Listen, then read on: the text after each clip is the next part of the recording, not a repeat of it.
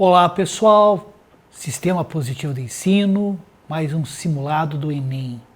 Quero comentar alguns temas que aparecem nesse simulado que são de grande relevância. As civilizações do Antigo Oriente Próximo, elas estavam fundamentadas em termos econômicos na sua agricultura. Então nós tivemos a chamada Crescente Fértil, é uma região que vai do Egito até a Mesopotâmia. Quando você estudou o Egito, você viu lá, o Egito, escreveu Heródoto, é uma dádiva do Nilo. Sem a existência do Nilo, não teria existido a civilização egípcia. As cheias do Nilo fazem com que fique depositado o humus, o limo, que vai fertilizar a terra. Na antiga Palestina, o Rio Jordão, na Mesopotâmia, a palavra Mesopotâmia, do grego, entre rios, que rios? O Rio Tibre e o Eufrates. Temos também o Ganges, o Indo, na Índia. Então você tem aqui uma questão em cima disso.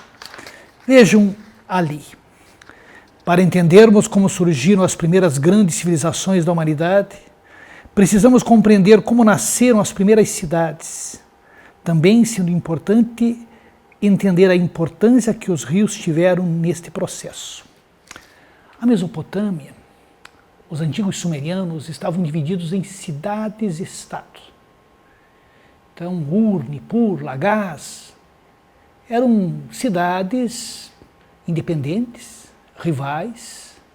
Foi na antiga Mesopotâmia que surgiu a escrita cuneiforme. Em termos religiosos, eles eram politeístas. Aqui a questão é, eu julgo, relativamente fácil, né? A palavra Mesopotâmia em grego significa entre rios e se refere à região do Oriente Médio, onde surgiram grandes civilizações. É correto afirmar que na região mesopotâmica destacou-se o rio Pó. Não, o rio Pó fica no norte da Itália. Jordão, na Palestina. Você que conhece a Bíblia já deve ter lido referências ao Rio Jordão. Rio Jordão que desemboca no Mar Morto. O Nilo fica no Egito. O Tibre e o Tigre. Aqui você poderia confundir. Tibre é um rio que banha a cidade de Roma. E Tigre é que banha a Mesopotâmia.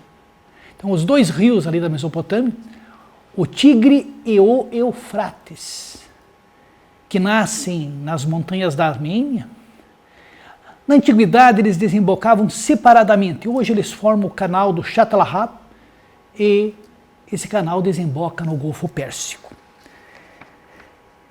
Quando nós estudamos a Grécia, você não pode esquecer do grande legado dos gregos, a democracia. Um outro legado, a filosofia, o teatro. Os gregos jamais formaram um império unificado. Então, Grécia Antiga, diversidade política e unidade cultural. Eles eram politeístas. Os deuses eram parecidos com os humanos, tinham os mesmos vícios, os mesmos defeitos. Zeus, por exemplo, era um conquistador inveterado, eram capazes de terríveis vinganças. Vejam aqui a questão sobre a civilização grega. Né? Quando Zeus dava o ar da graça por aqui, por vezes se disfarçava para iludir e seduzir as mortais. Virou touro e cisne e dormiu com as humanas até em forma de gotas de chuva. Os deuses gregos podiam se ferir e se alimentavam todos os dias de néctar e ambrosia. Enfim, tinham sua própria vida privada.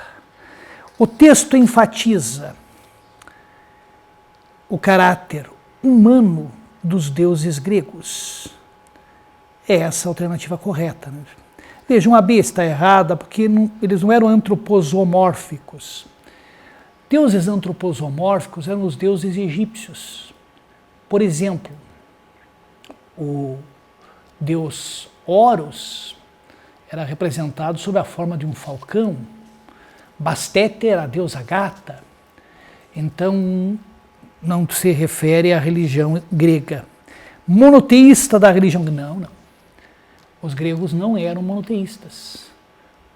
Você lembra qual a civilização que primeiro tornou-se monoteísta? Lembra? Os hebreus. Então, a civilização hebraica é que introduziu o monoteísmo.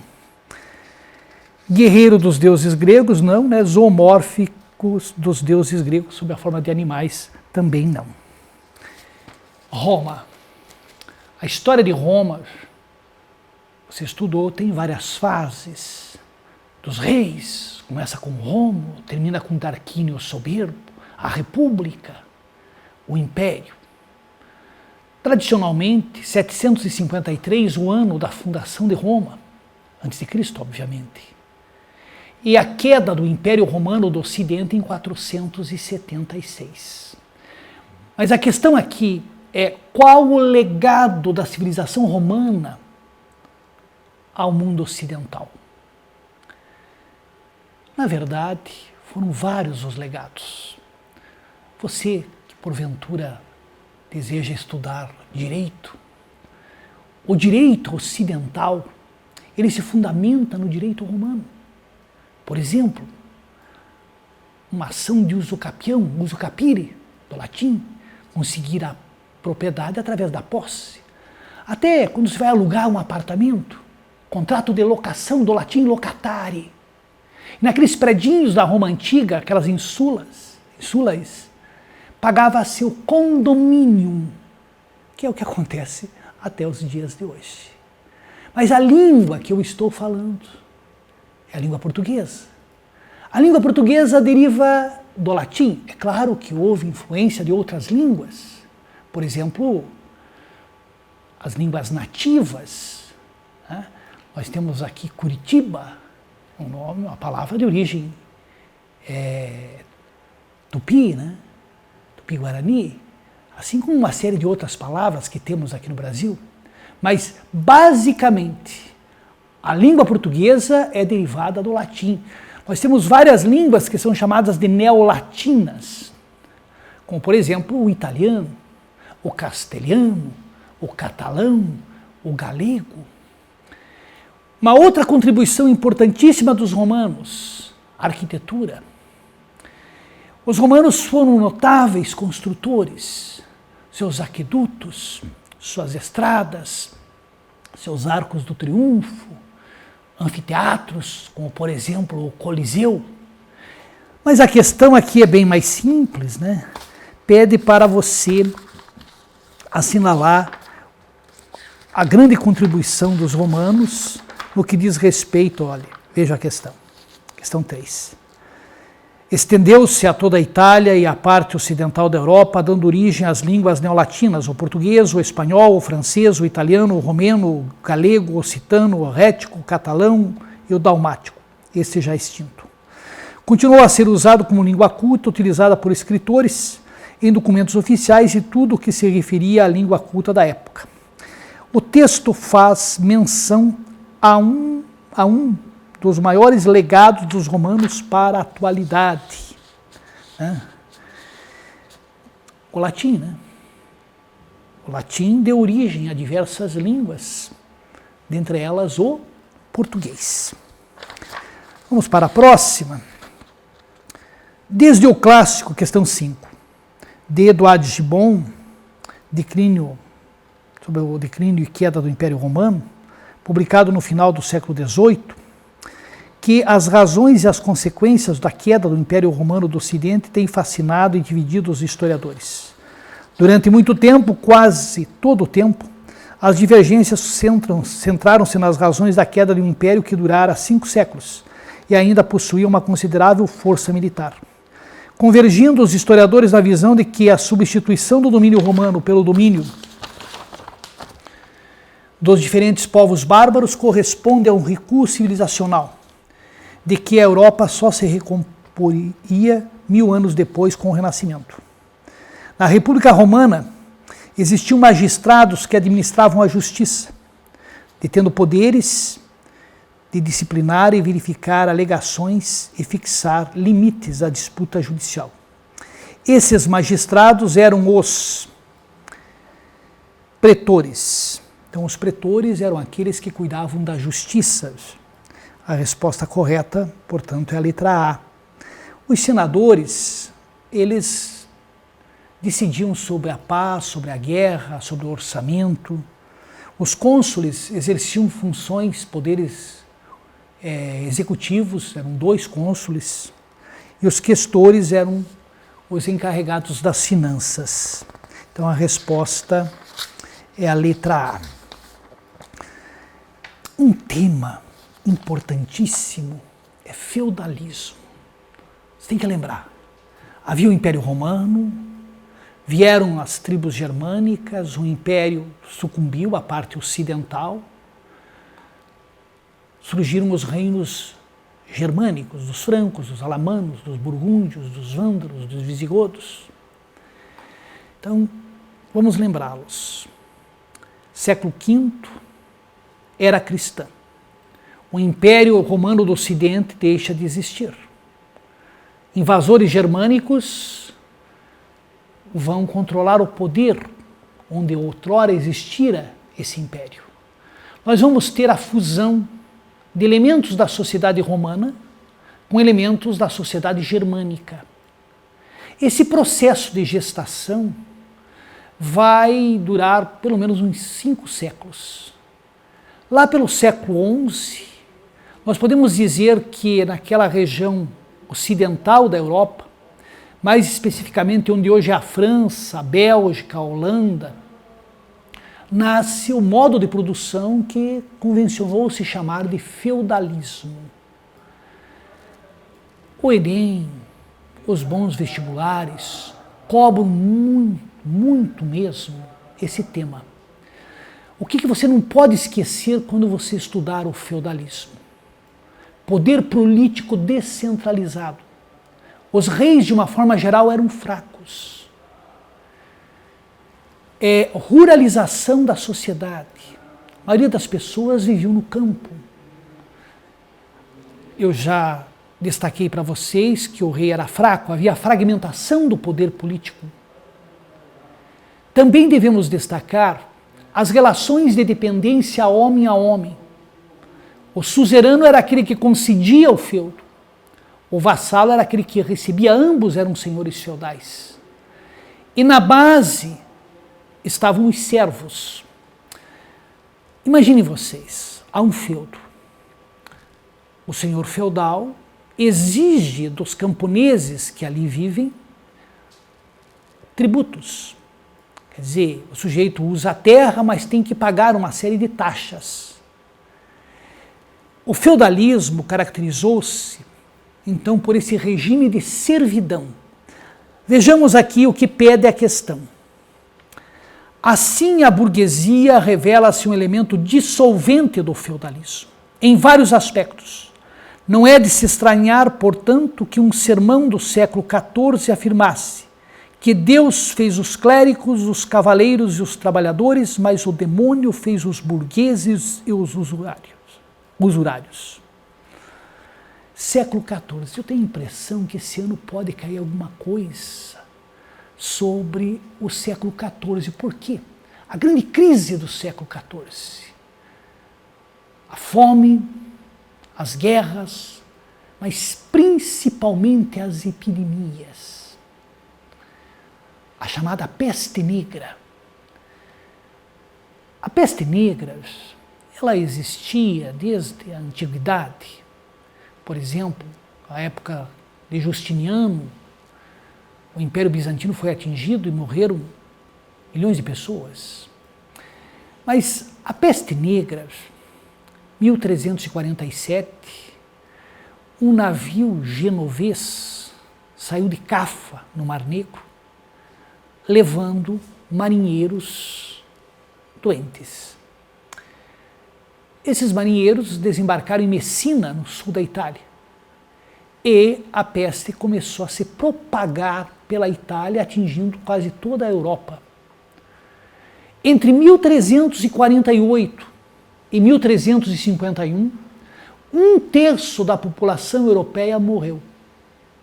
Um terço, em torno de 25 milhões de pessoas. Há um afresco na Catedral de Siena, em que Deus aparece em majestade, comandando uma legião de anjos, os quais disparam setas nos pecadores. Acreditava-se que a peste era um castigo divino aos pecados humanos. Nasce, em fins do feudalismo, uma burguesia cada vez mais poderosa. O vocábulo burguês vem de onde? Imagine, havia o castelo, do lado de fora do castelo, o burgo. Era onde as pessoas compravam, vendiam, trocavam. Algumas pessoas começaram a se fixar nesses burgos. E daí veio a palavra burguesia, que nessa época era usada para designar os comerciantes. A igreja não via com bons olhos o comércio. Para Santo Agostinho, era muito difícil o sujeito ser comerciante e ser necessariamente honesto. Assim como a igreja condenava a usura, empréstimos cobrando juros, e determinava o justo preço. Mas vamos para a questão. A burguesia é considerada um elemento de dissolução do feudalismo, por ameaçar o poder da igreja, já que cultuava religiões pagãs. Não, os burgueses eram cristãos também. Alguns faziam poupudas doações à igreja, pois talvez tivessem um certo constrangimento de enriquecerem praticando a usura. Ameaçar o poder da igreja, construindo as relações de dependência apenas com os senhores feudais, para quem trabalhavam como comerciantes. Não. Estar fora das relações de dependência do feudalismo, tornou-se forte economicamente e contribuiu para a centralização do poder do Estado. Por que houve o fortalecimento do poder real a partir do século XV? Diante das insurreições camponesas, das revoltas urbanas, era necessário segurança. Então, o rei vai contar com o apoio da burguesia para formar exércitos profissionais. E com isso, evidentemente, ter o poder para impor a lei, a ordem, que obviamente interessava também a nobreza. E vamos ter o surgimento do absolutismo, ou seja, a concentração do poder nas mãos de um monarca. Uma questão muito boa sobre a burguesia. Vamos agora, quem leu a questão 7, os romances do escritor turco Orhan Pamuk, e ouviu falar no Estreito de Bósforo e nos tesouros guardados pelas suas águas, pode agora saltar da ficção para a realidade. Objetos datados do período bizantino, otomano e neolítico foram descobertos na costa do Mar de Mármara. O mesmo local esconde um cemitério de navios do tempo bizantino e um porto comercial do século IV, situado a 400 metros do solo. As obras do Canal da Mármara, um túnel ferroviário que ligará daqui a alguns anos os dois lados de Istambul, na Turquia, permitiu a descoberta de achados de várias épocas históricas da antiga Constantinopla. Vestígios do período neolítico, um porto bizantino e um muro de 50 metros das antigas fortificações de Constantinopla, nunca antes encontradas, foram já retirados do local. Constantinopla. Aquela região nasce como uma colônia grega, de Bizâncio. Mais tarde vai ser dominada por povos diversos, até que cai sob o domínio romano. Eu falei a vocês que no século V o Império Romano do Ocidente sucumbiu, Mas o Império Romano do Oriente sobreviveu. Vai ser o Império Bizantino.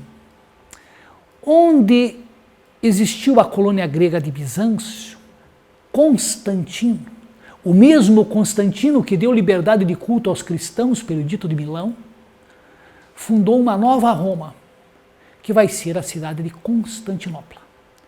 O local escolhido não poderia ser melhor. Está entre a Europa e a Ásia.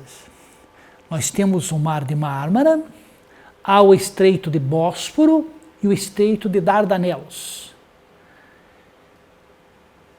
Constantinopla tornou-se um centro comercial de grande relevância.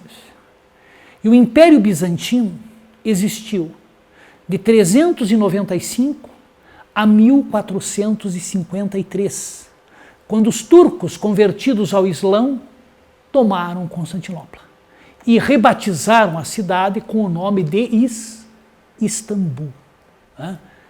Inclusive, transformaram a igreja de Santa Sofia numa mesquita muçulmana.